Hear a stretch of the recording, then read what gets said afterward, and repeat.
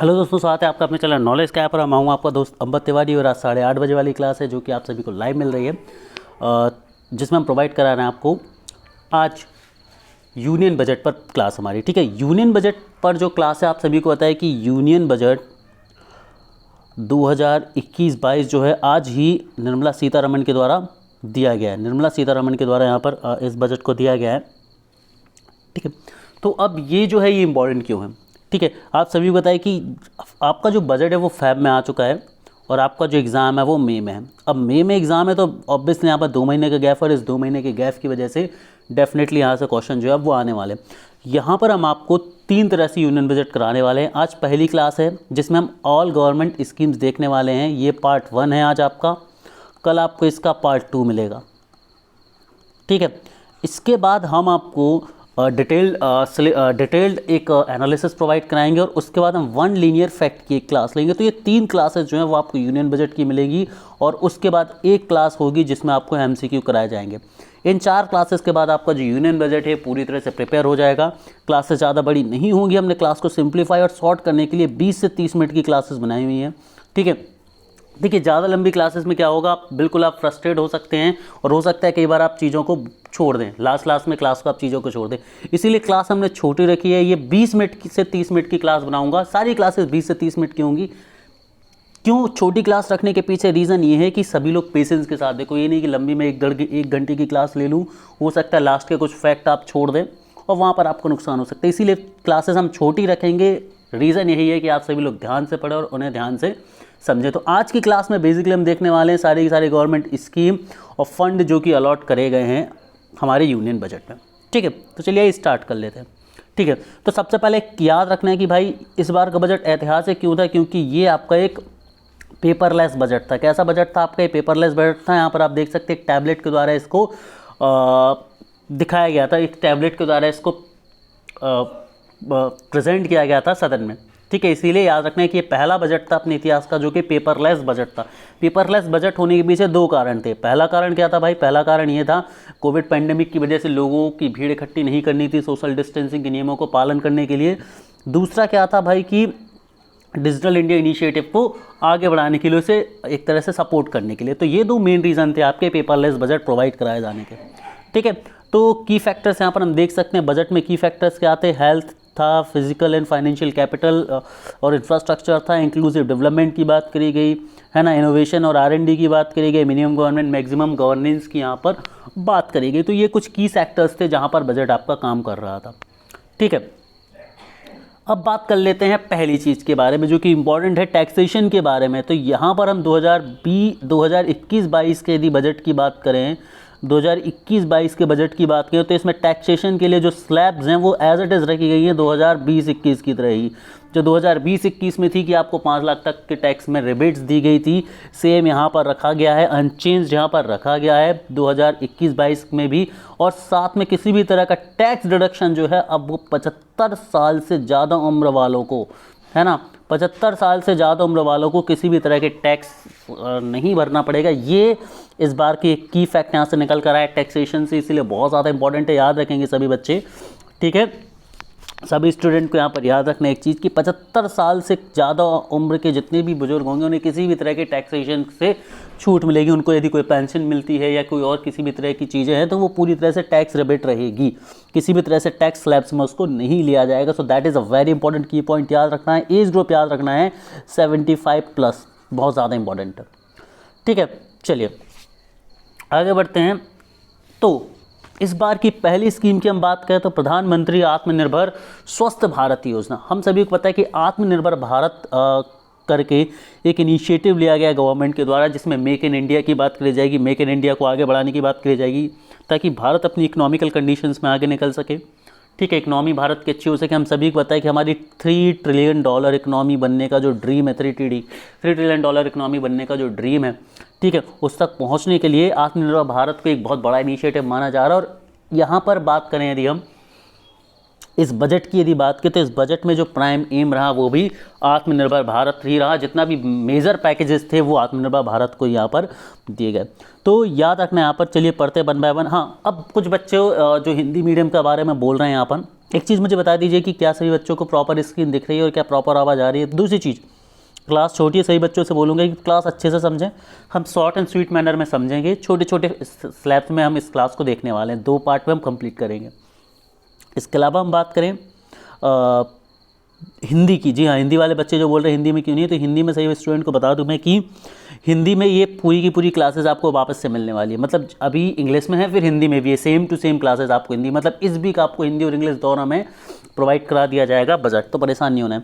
तो प्रधानमंत्री आत्मनिर्भर स्वस्थ भारत योजना में, याद रखना है, प्रधानमंत्री आत्मनिर्भर स्वस्थ भारत योजना में जो है इसको लॉन्च किया जाएगा और इसमें लगभग 64,180 करोड़ रुपए अगले 6 सालों में दिए जाएंगे। तो याद रखना है 64,180 करोड़ रुपए अगले 6 सालों में इसके तहत दिए जाएंगे। अब इन 64,180 करोड़ को कहाँ पर यूज़ किया जाएगा, तो इसको डेवलप करी जाएंगी कैपेसिटी प्राइमरी, सेकेंडरी और tertiary health care system develop करने में। ठीक है, हम सभी को बताया कि कोविड पैंडेमिक में, यदि हम बात करें कोविड पैंडेमिक में, कोविड-19 के दौरान भारत की जो हेल्थ केयर की पोल है वो पूरी तरह से खुल चुकी है कि किस तरह से पूरा का पूरा सिस्टम भारत में खोखला रहा।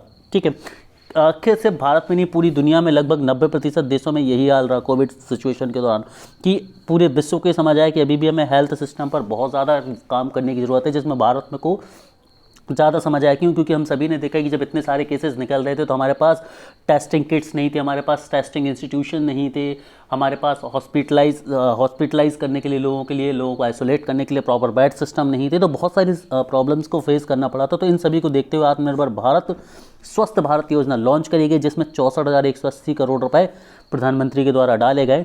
यहाँ पर बात करी गई कि प्राइमरी, सेकेंडरी और टर्सरी तीनों तरह के सेक्टर्स को डेवलप किया जाएगा, हेल्थ सिस्टम को इम्प्रूव किया जाएगा। ठीक है, नेशनल इंस्टीट्यूशन बनाने की बात करी गई, न्यू इंस्टीट्यूशन यहाँ पर बनाने की बात करी गई इस पैसे से, ताकि जितने भी नए तरह के जो एमर्जिंग डिसीजेज होते हैं उनकी रिसर्च के बारे में काम किया जा सके, उनके लिए मेडिसिन या उनके टीके बनाए जाने के लिए, उनके वैक्सीनेशन करने के लिए प्रॉपर जो अरेंजमेंट है वो हो सके, ताकि यदि भविष्य में कभी कोरोना की तरह कोई और पेंडेमिक आती है, कोविड की तरह कोई और पेंडेमिक आती है, तो उसके लिए हम इंफ्रास्ट्रक्चरली जो है वो तैयार रहें। अगली बात करते हैं, this will be in addition to the national health mission. मतलब ये जो होगा ये नेशनल हेल्थ मिशन में एक एडिशनल हेड होगा। ऐसा मान सकते हैं कि जो आपका मेन प्रोग्राम है वो आपका नेशनल हेल्थ मिशन है, और आपका जो आत्मनिर्भर स्वस्थ भारत योजना होगी, आत्मनिर्भर स्वस्थ भारत योजना जो होगी आपकी, ये एक सब्सिडायरी होगी, एक ब्रांच होगी किसकी, नेशनल हेल्थ मिशन के अंदर ही। ठीक है, नेशनल हेल्थ मिशन के अंदर ही। अब हम बात करते हैं कि भाई इसके जो मेन पॉइंट हैं वो क्या है, किसके, आत्मनिर्भर भारत स्वस्थ भारत योजना के। तो सबसे पहले याद रखना है, इंपॉर्टेंट पॉइंट है, बहुत ज़्यादा इंपॉर्टेंट पॉइंट है, की पॉइंट यहाँ पर हम डिस्कस करने वाले हैं।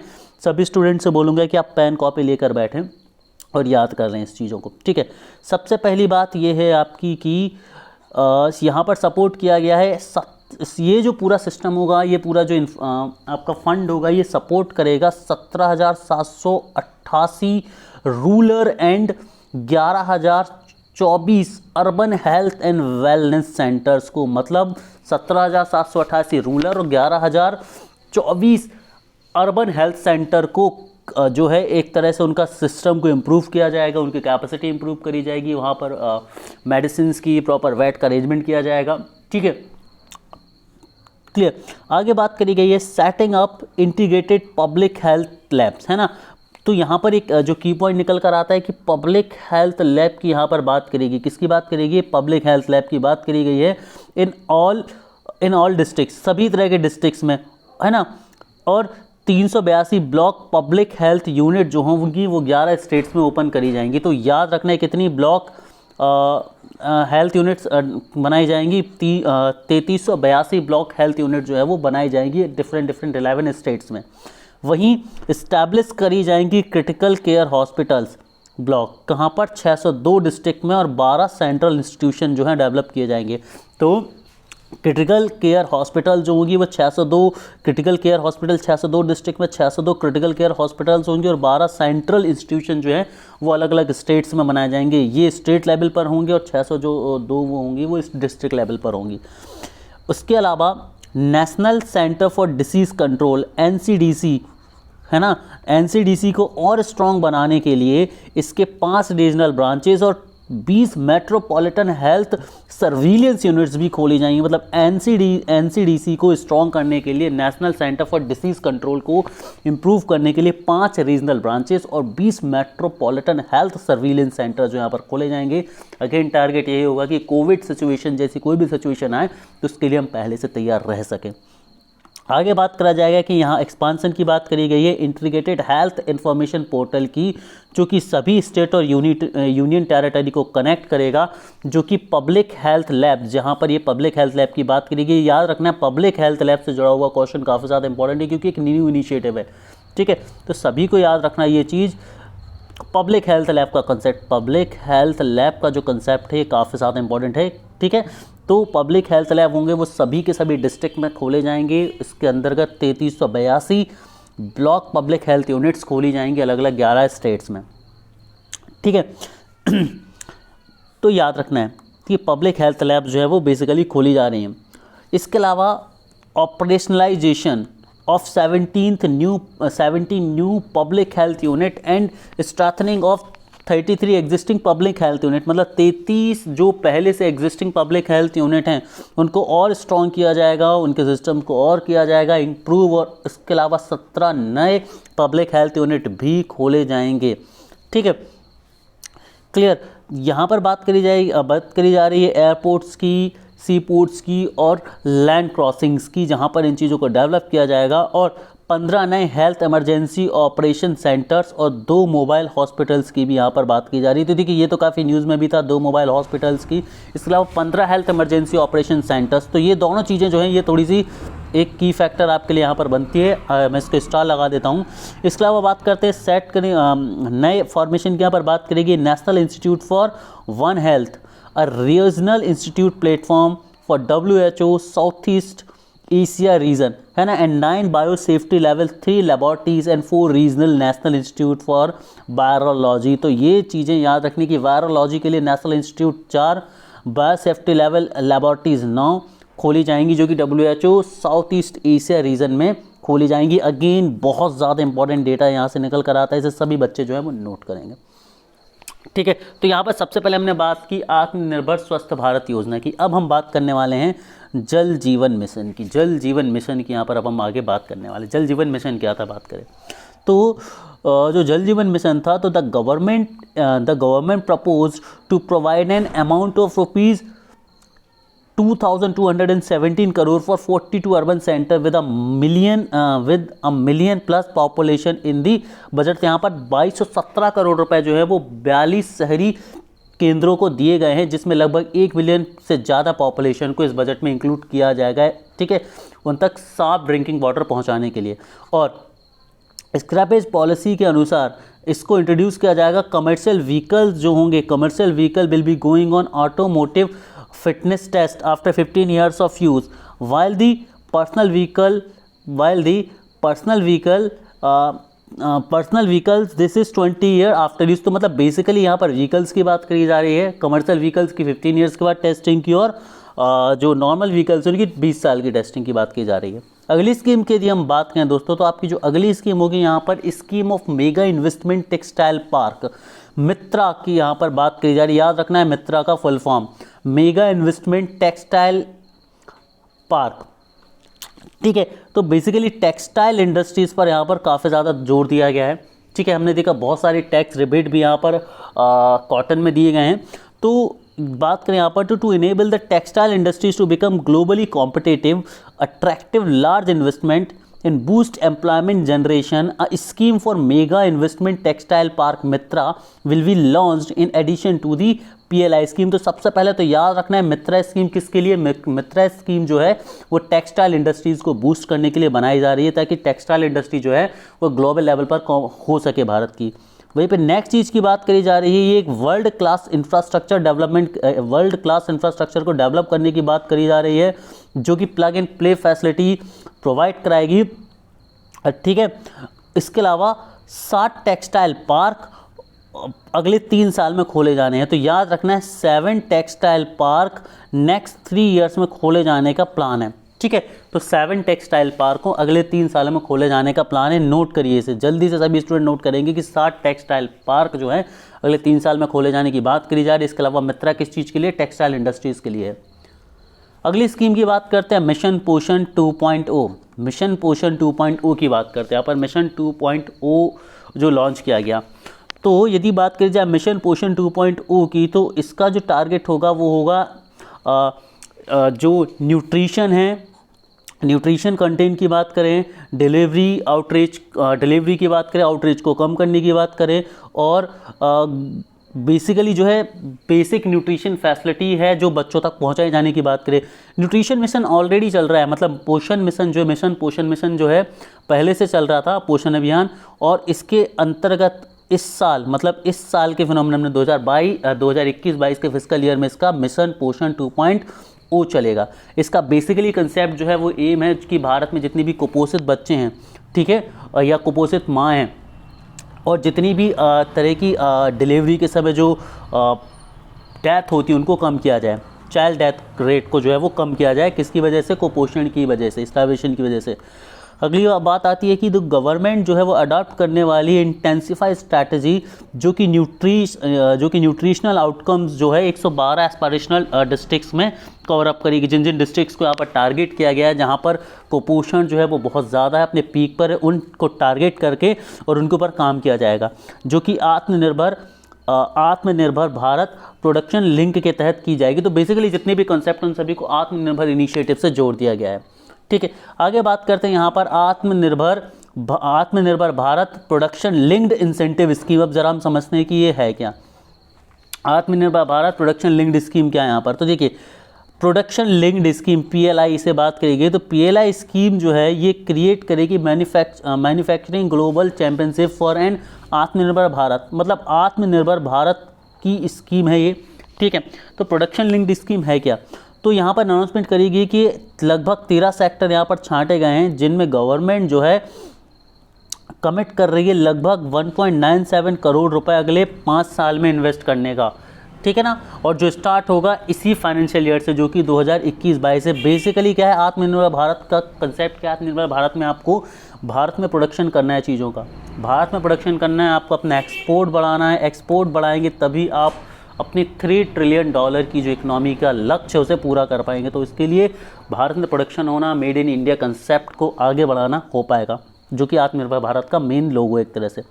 यहाँ पर बात करेगी नेशनल इंफ्रास्ट्रक्चर पाइपलाइन स्कीम की, है ना, जो कि फाइनेंस मिनिस्टर ने अनाउंस करी थी दिसंबर 2019 में, जो कि अपने तरह की पहली है, और इसके अंदर पूरी गवर्नमेंट अभी रन चल रही है। मतलब बेसिकली ये एक अंडर प्रैक्टिस वर्क है, कोई कुछ खास यहाँ पर इनिशिएटिव हमें यहाँ पर नहीं देखने मिला, लेकिन नाम याद रखना आपको, जो कि 2019 में ऑलरेडी बता दिया गया था, उसके बाद फिर से 2021-22 वाले सेगमेंट में यहाँ पर करी गई है। ठीक है, यहाँ पर बात करें या NIP की यदि हम बात करें, फिर से एक बार यदि हम बात करें NIP की, जो कि नेशनल इंफ्रास्ट्रक्चर पाइपलाइनिंग सिस्टम है, इसमें इसको 6835 प्रोजेक्ट्स के साथ शामिल किया गया, और जो प्रोजेक्ट पाइपलाइन होगा, है ना, उसमें लगभग 7400 प्रोजेक्ट तक उसको एक्सपांड किया जाएगा, और लगभग 217 प्रोजेक्ट जिनकी कीमत 1.1 लाख करोड़ रुपीस होगी। ठीक है, इनको ऑलरेडी जो है कंप्लीट कर दिया गया है इस फाइनेंशियल ईयर के पहले तक। फाइनेंशियल ईयर मतलब 2020-21 का जो आपका फाइनेंशियल ईयर था, उस समय तक इसे कंप्लीट ऑलरेडी कर दिया गया था। अब बात करते हैं असेट मोनेटाइजेशन के बारे में। क्या बात यहाँ पर करेगी हमारे इस बार के जो बजट था उसमें असेट मोनेटाइजेशन के बारे में क्या बात करी गई थी? तो मोनेटाइजेशन जो है असेट मोनेटाइजेशन के बारे में बात करी गई थी कि asset monetisation monetising operating public infrastructure asset is a very important financing option for new infrastructure construction. A national monetization pipeline of potential brownfield infrastructure asset will be launched। तो basically याद रखना है कि नेशनल मोनेटाइजेशन पाइपलाइन किस चीज़ में? Brownfield infrastructure asset में जो है लॉन्च करी जाएगी, और एक असेट मोनेटाइजेशन डैशबोर्ड भी क्रिएट किया जाएगा। याद रखना, असेट मोनेटाइजेशन डैशबोर्ड क्रिएट जाएगा जो कि ट्रैक करेगा प्रोग्रेस को इन्वेस्टर्स की, और कुछ इंपॉर्टेंट मेजर्स एंड डायरेक्शन भी जो हैं इसके तहत लिए जाएंगे। किसमें? असेट मोनेटाइजेशन में। तो एक नई चीज़ जो है यहाँ पर इनिशिएट करी गई थी। बात करी जाए national highway authority of India की, तो national highway authority of India और PGCL है ना, इन सभी ने स्पॉन्सर किया है 1 INVIT को, जो कि अट्रैक्ट करेगा international and domestic institutional investors को। मतलब टारगेट यही है कि देसी इन्वेस्टर्स को और विदेशी इन्वेस्टर्स को दोनों को किया जाए, और 5 ऑपरेशनल रोड्स और जिनकी एस्टिमेटेड कॉस्ट जो होगी वो लगभग 5,000 करोड़ रुपए होगी, उसको ट्रांसफ़र किया जाएगा नेशनल हाईवे अथॉरिटी की इस ब्रांच INVIT को। इसी तरह से जो ट्रांसमिशन असेट होगा जिसकी वैल्यू लगभग 7,000 करोड़ रुपए होगी, उसको ट्रांसफ़र किया जाएगा PGCL INVT को। तो सिर्फ अमाउंट याद रखना है, 5,000 NHAI के पास जा रहे हैं और 7,000 करोड़ रुपए के जो प्रोजेक्ट होंगे वो PGCL के पास जा रहे हैं। और ये दोनों जो प्रोजेक्ट हैं वो लॉन्च किसकी कोलैबोरेशन में हो रहे हैं, national highway authority of India NHAI और PGCL के साथ। और रेलवे को जो होगा, railway will monetise dedicated freight corridor, है ना, हम सभी को पता है DFC डेडिकेटेड फ्राइट कॉरिडोर, है ना, for operations and maintenance after commissioning. इसके अलावा नेक्स्ट में बात करी जाएगी एयरपोर्ट्स की। ठीक है, अभी हमने देख लिया रेलवे को, रोड्स में देख लिया हमने जितने भी ट्रांसपोर्ट के मीडियम होते थे। सबसे पहले हम बात करें रोड्स की, हमने बात करी। रोड्स के बाद हमने ट्रेन की बात करी, ट्रैक, है ना, DFC के द्वारा, डेडिकेटेड फ्रेट कॉरिडोर के द्वारा। अब हम बात करते हैं एयरपोर्ट की, तो एयरपोर्ट एसेट मोनेटाइजेशन के अंदर भी आएगा। तो इसमें मैनेजमेंट कंजेशन की यहाँ पर बात करी गई है, और एक कोर इंफ्रास्ट्रक्चर असेट जो है प्लान किया जा रहा है। ठीक है, और यहाँ पर जितने भी असेट मोनेटाइजेशन प्रोग्राम के अंदर इसे रखा जाएगा, चाहे वो NHAI ऑपरेशनल टोल रोड्स हों, चाहे वो ट्रांसमिशन असेट हो PGCL के लिए, चाहे वो ऑयल एंड गैस पाइपलाइन हो गेल की, IOCL की, HPCL की, वहीं एयरपोर्ट अथॉरिटी ऑफ इंडिया जो कि Tier 1 Tier 2 सिटीज़ में उड़ान स्कीम के तहत नए नए एयरपोर्ट डेवलप कर रहे हैं। वहीं वेयर हाउसिंग असेट की बात करी जा रही है। तो ये सभी जो हैं, और स्पोर्ट स्टेडियम बनाए जाने की बात करी जा रही है। मोनेटाइजेशन से तात्पर्य ये है कि जो प्राइवेटाइजेशन करने का कंसेप्ट है भारत का, उसको यहाँ पर असेट मोनेटाइजेशन के फॉर्म में रखा जा रहा है आप सभी के सामने। ठीक है, तो दोस्तों ये हमारा जो था आज पार्ट 1 था। मैं उम्मीद करता हूँ कि आपको समझ आया होगा, मज़ा आया होगा। कल इसका पार्ट 2 मिलेगा जिसमें हम अगली कुछ और स्कीम जो हैं आप सभी के साथ डिस्कस करेंगे। So thank you guys, thank you very much. Classes को छोटी रखने के पीछे उद्देश्य ये था कि आप सभी को क्लासेस अच्छे से समझ में आए, बिना बोर हुए आप लोग शॉर्ट पीरियड ऑफ टाइम में क्लासेस को जल्दी से ख़त्म कर पाए। So thank you guys, thank you very much.